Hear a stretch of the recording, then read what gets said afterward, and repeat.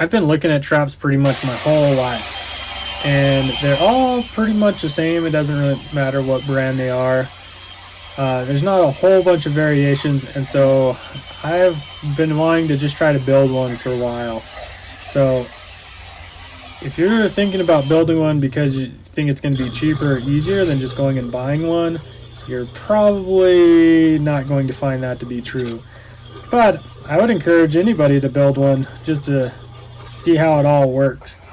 So the type of trap that I'm building here is a Coil Spring Foothold trap, and even though it's been around since the early 1900s, it's still considered a relatively new type of trap.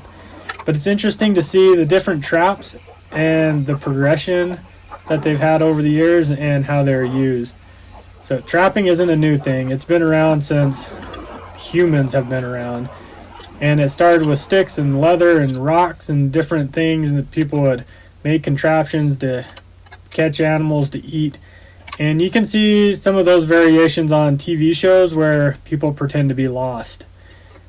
What we consider trapping is pretty new, though. And whenever I say new, I'm talking, only a few hundred years old. And so it really started in the 1600s when they invented this foothold trap to catch poachers on European estates. And then in the 1700s, it was adopted for the use of fur bearers, and blacksmiths would just make them different sizes to whatever size the targeted animal was. In North America in the 1700s, they were trading a lot with the Native Americans to get fur and leather and food, and those Native Americans were trapping, so it wasn't the white man that brought trapping into North America.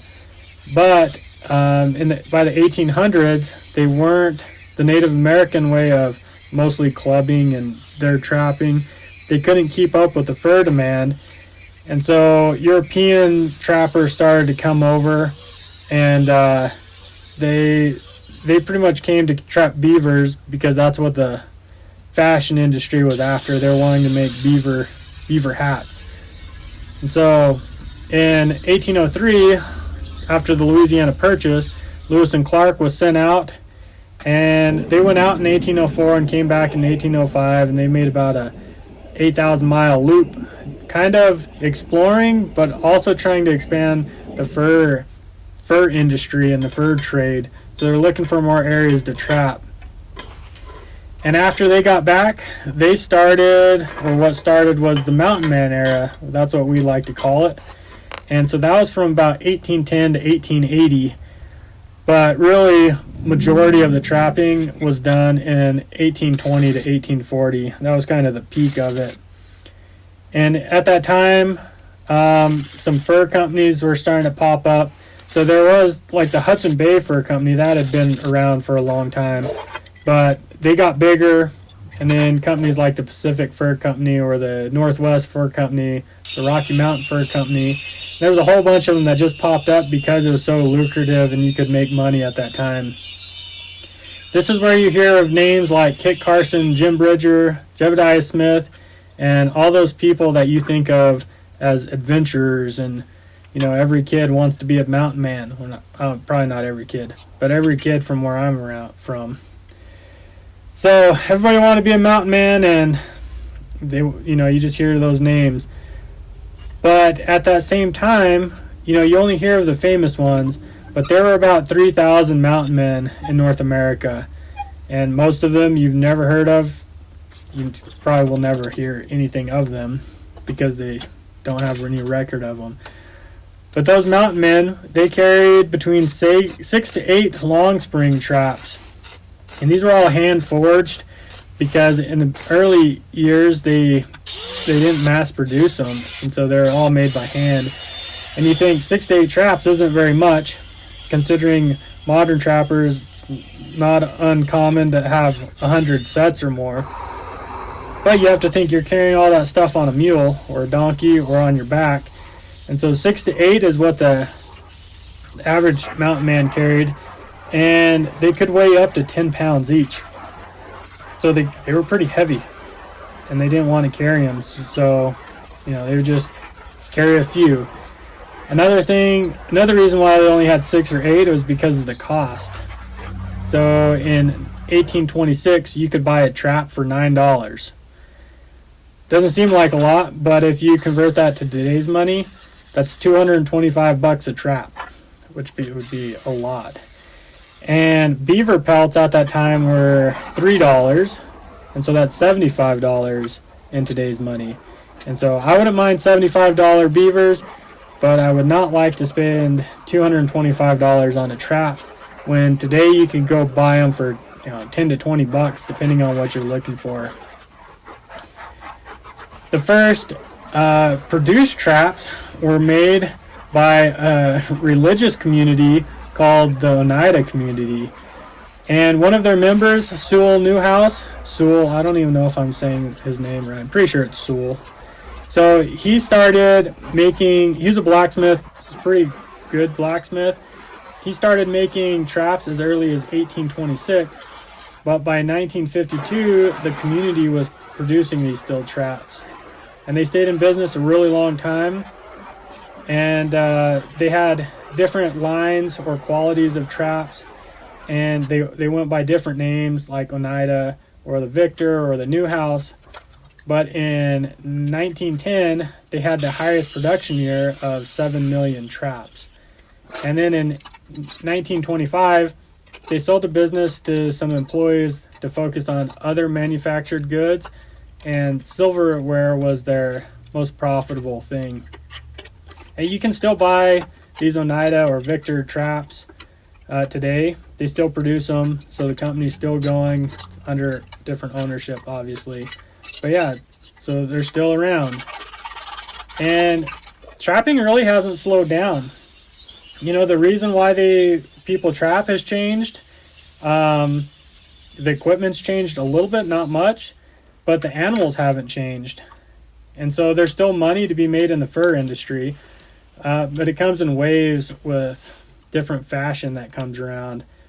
So if you talk to somebody, usually an older person, and they say that they used to trap, they probably trapped in the 70s and 80s. And the reason for that was because there was a fur boom. And during that fur boom, 70s and 80s, the prices were good. And so you could sell bobcats for over $1,000. Raccoons were around $20. Fox were $45. Mink were $20. Beavers were around $35. And so you remember, this is all while gas was under $1 a gallon.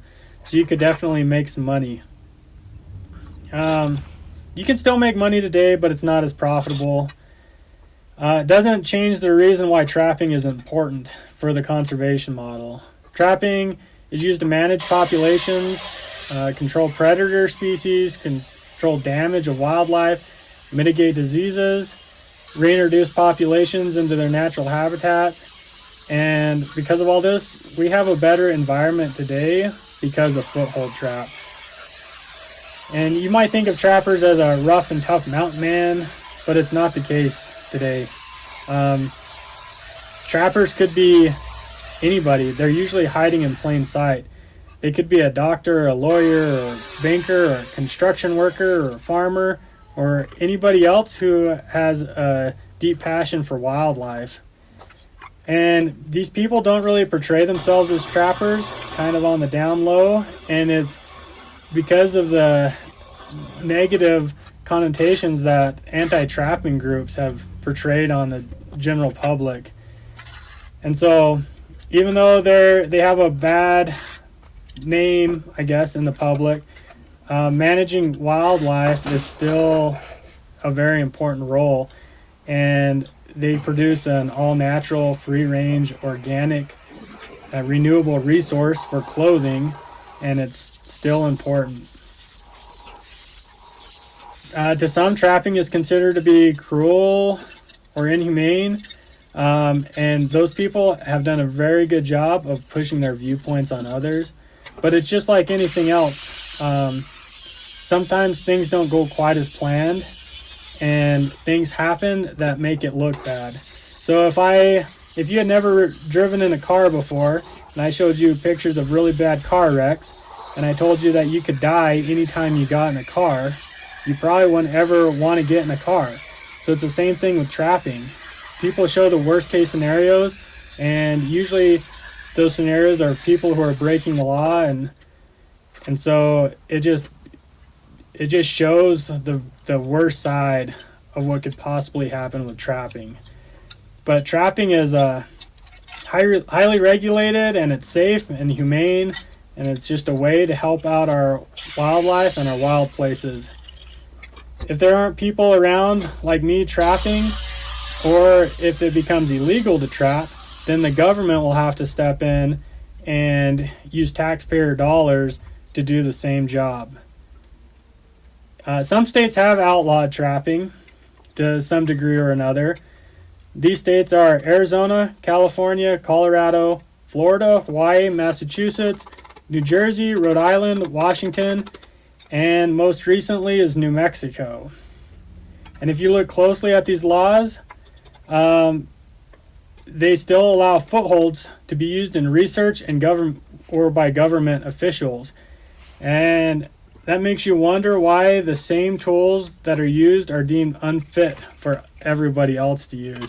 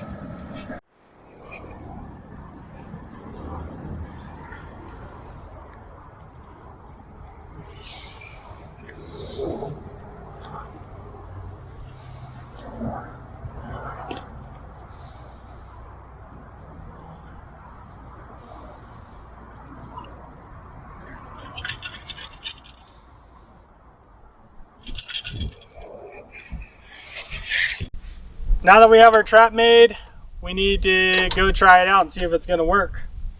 So, but before we do that, we need to make sure we're following all the rules in the proclamation. So we're going to go over, make sure it meets all the criteria, and then we'll go put it in the ground and see if it catches something.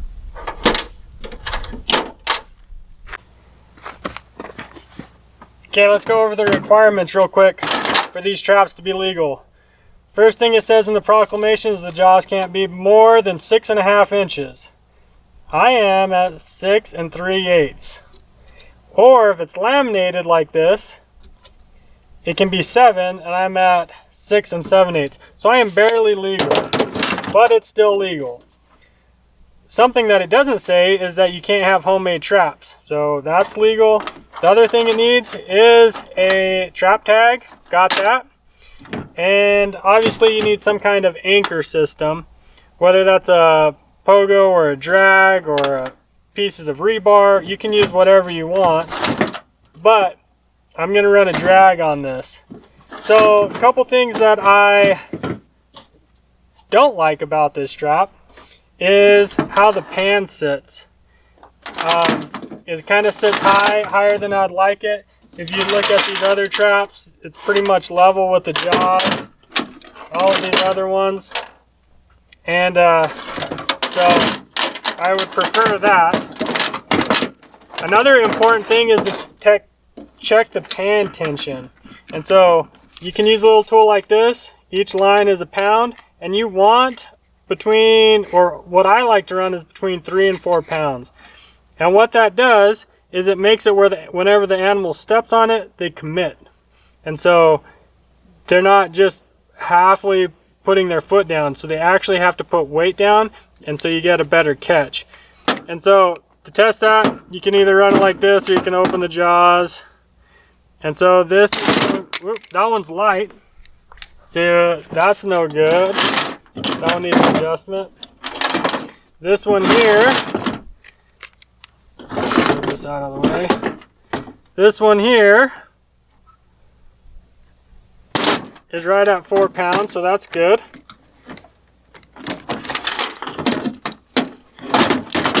Okay, and then we have this little guy here.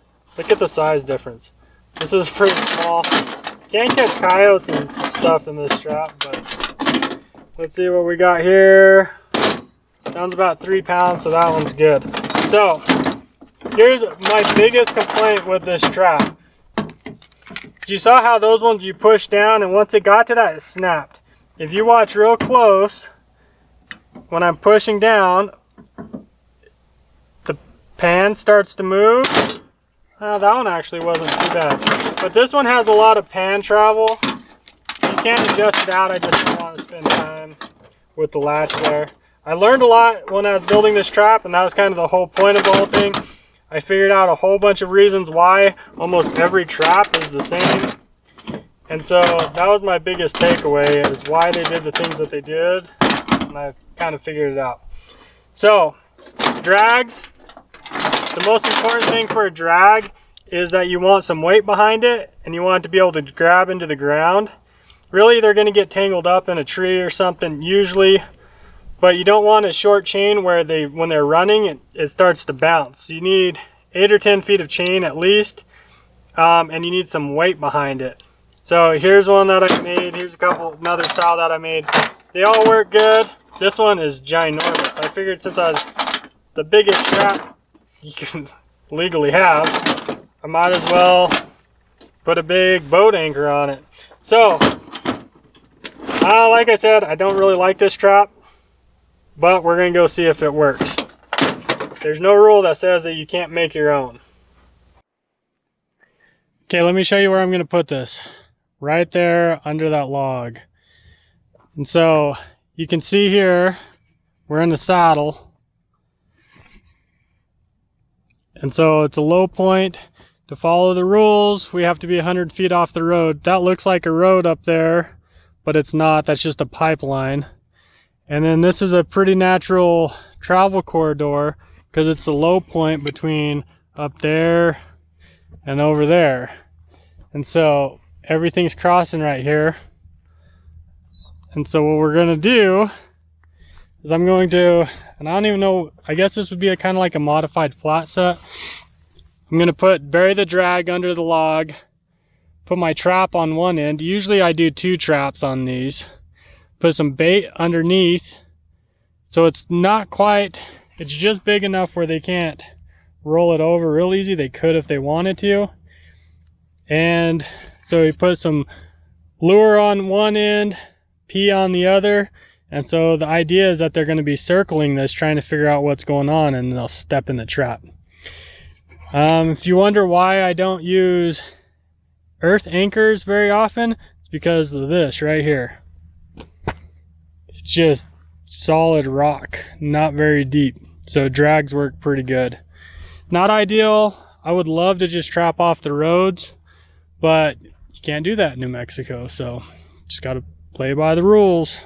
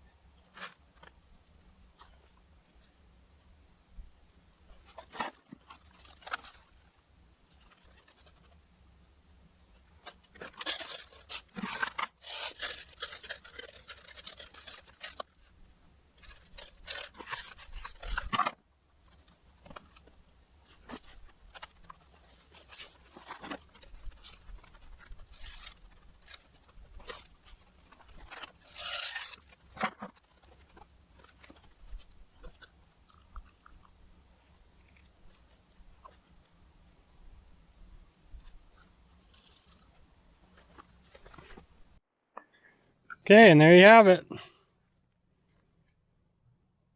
If it looks different, next time when I catch something, it's because I had to move it.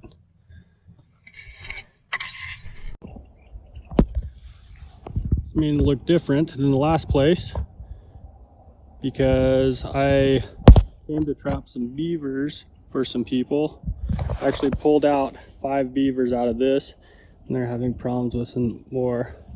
But in that trap, got a raccoon and it's just down there sleeping right now. There he goes. So let me climb down there. So I talked to the landowners.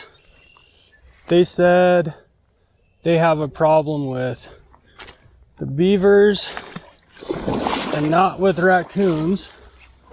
And so, like I said, he was sleeping and it looks like he has no foot damage. So this is just part of it. Sometimes you catch. Oh, don't get in your mouth.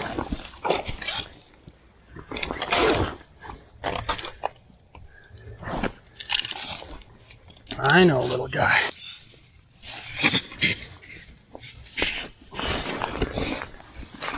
See that.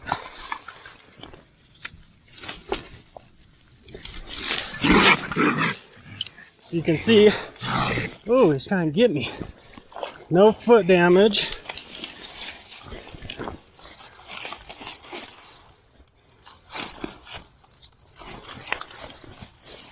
I'm gonna let you go. And there he goes. Trap worked. There was a cross right here. It was a blind set. That trap was in the water here pretty deep. I don't know if you saw it, but these beavers have been causing a lot of damage here.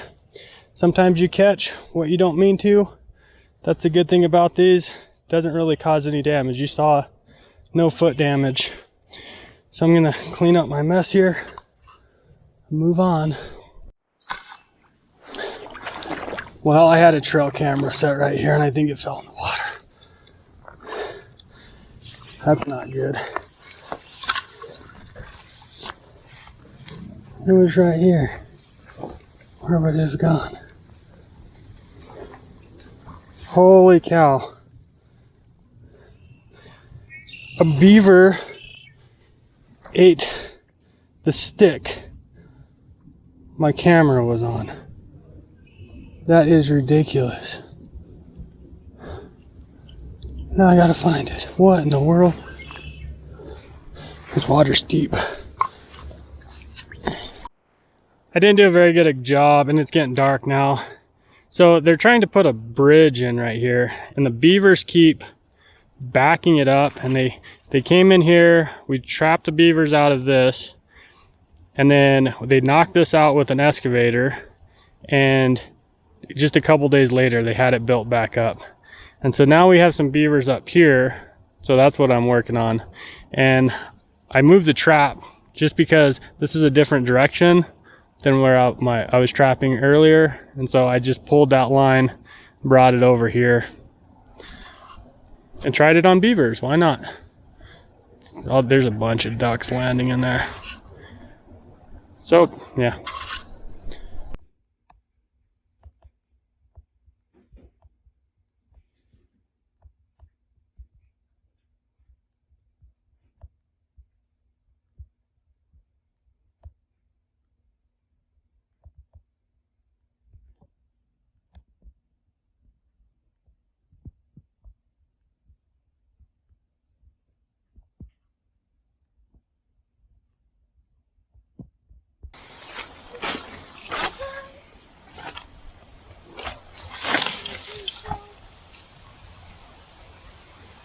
Look, come here.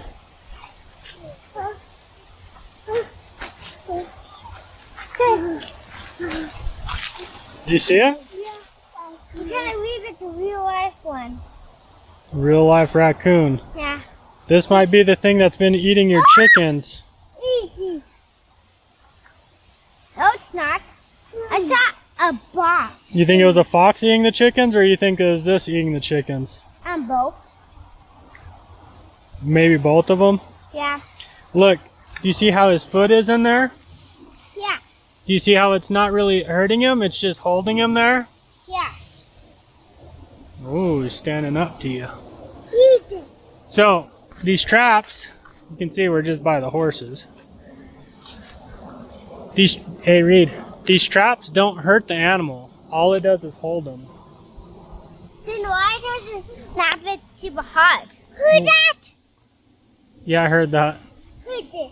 That's real pain. So, if people tell you that traps hurt the animals. It just holds them. We see it too. We see it too.